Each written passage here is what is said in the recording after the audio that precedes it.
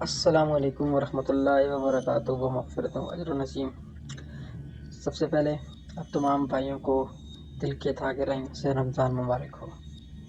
سب سے پہلے ہم آپ کے لیے جو آج ٹاپک لے کے آئے ہیں قائد اعظم محمد علی جناح کی حیات پہ مبنی ہے۔ قائد اعظم محمد علی جناح کون تھے؟ قائد اعظم محمد علی جناح کا بیک گراؤنڈ کیا تھا؟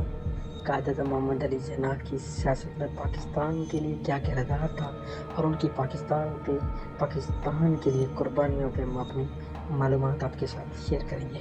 آگے بڑھنے سے پہلے سب سے پہلے ہمارے چینل کو لائک کریں، سبسکرائب کریں تاکہ ہماری معلوماتی ویڈیوز بر وقت آپ تک پہنچ سکیں۔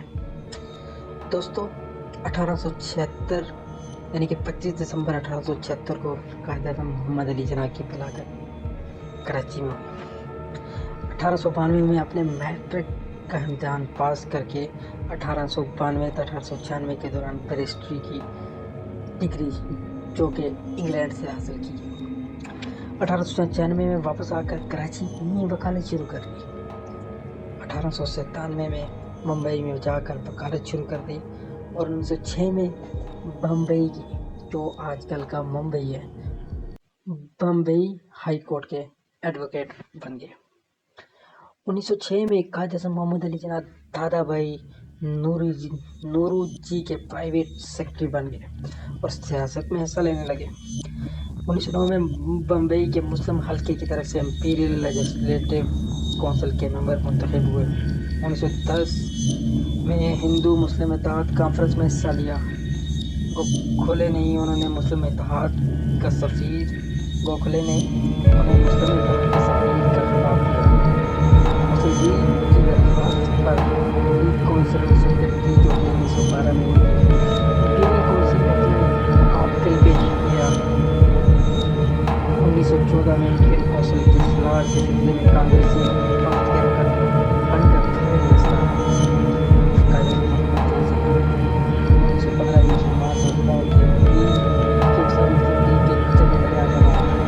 دوستو، یہی وہ وقت تھا جب قائد اعظم محمد علی جناح نے تحریک پاکستان کے لیے یعنی مسلم قوموں کے لیے جو قائد اعظم محمد علی جناح چاہ چکے تھے کہ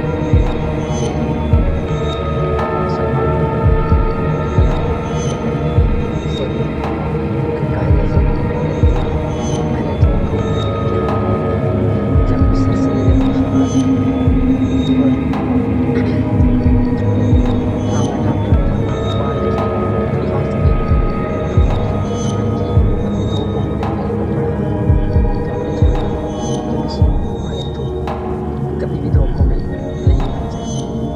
قائد اعظم محمد علی جناح نے پاکستان کے لیے جو محنت کی اور مسلم لیگ کے لیے جو محنت کی، 1916 میں بمبئی پروونشل کانفرنس احمد آباد کے صدر کے حیثیت سے ہندوؤں سے اپیل کی کہ وہ جداگانہ نیابت کی مخالفت نہ کریں۔ 1917 میں ہوم رول لیگ کے قیام میں مسز یاسمین کے معاون بنے۔ کانگریس اور مسلم لیگ کے مشترکہ جلسے میں حصہ لیا۔ دوستو، قائد اعظم محمد علی جناح نے پاکستان کے لیے جو قربانیاں دی، قائد اعظم محمد علی جناح کے خلاف اس وقت مسلم رہنماؤں نے بھی کافی مہمیں کی۔ قائد اعظم محمد علی جناح کے خلاف ہندو رہنماؤں نے بھی کافی مہمیں کی۔ قائد اعظم محمد Ali Jinnah for national coordination کے پروفیشنل انسٹیٹیوٹ پروفیشنل قانون دان ہونے کے ناطے قائد اعظم محمد علی جناح نے اپنا مقدمہ خوشی کے ساتھ وزیر داخلہ منتخب کیا۔ قائد اعظم محمد علی جناح مسلم رہنما قائد خطاب کرتے ہوئے قائد اعظم محمد علی جناح نے دلی میں مسلم لیگ کی اسمبلی سے اپنا خطاب اخبار میں مسلم لیگ کی زبردست کامیابی کا صدر بنا۔ یہ دوستو سب سے پہلے اس کا مطلب ہے کہ قائد اعظم محمد علی جناح کی قربانیاں کسی سے ڈھکی چھپی نہیں ہیں۔ دو قومی نظریے اور تحریک آزادی کے لیے آواز اٹھانا قائد اعظم کی سب سے بڑی قربانی ہے۔ تشکیل و تعمیر اور پاکستان کے لیے قائد اعظم کی خدمات کسی سے ڈھکی چھپی نہیں ہیں۔ اسلام اور اقدار و ممالک کے لیے कहते थे मोहम्मद अली जिन्ना ने इस्लाम के लिए सबसे बड़ी कुर्बानी दी, सबसे बड़ी कायदम की, यानी कि आप कह सकते हैं कि कायद मोहम्मद अली जिन्ना की सबसे बड़ी काविश दो कौमी नजरिए के तहत मुमलिकत खुदा का क्या तर्ज हुकूमत की मिसालें कायद मोहम्मद अली जिन्ना के कई साल या 10 साल दौर के तर्ज हुकूमत उसे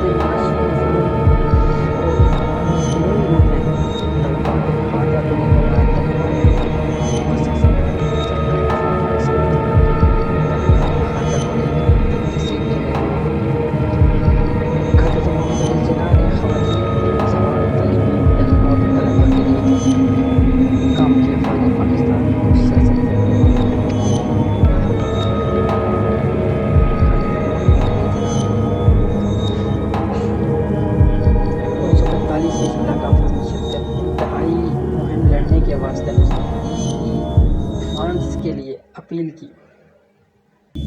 मरकज़ी असम्बली में आपको कामयाबी मिली।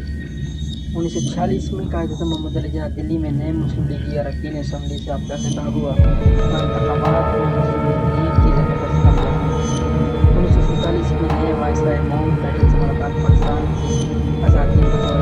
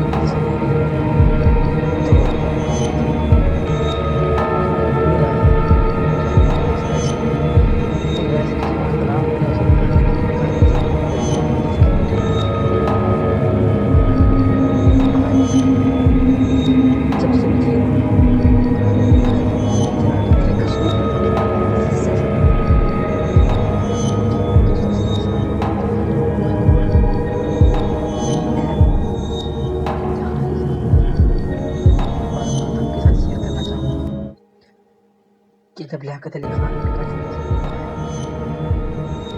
तो कायद उस वक्त बोल नहीं सकते थे, अपने आखिरी यहाँ तो लियाकत अली खान ने आए काबीना के कुछ लोग थे तो मोहतरम ने अपनी बहन को कहा कि कुछ लिख कर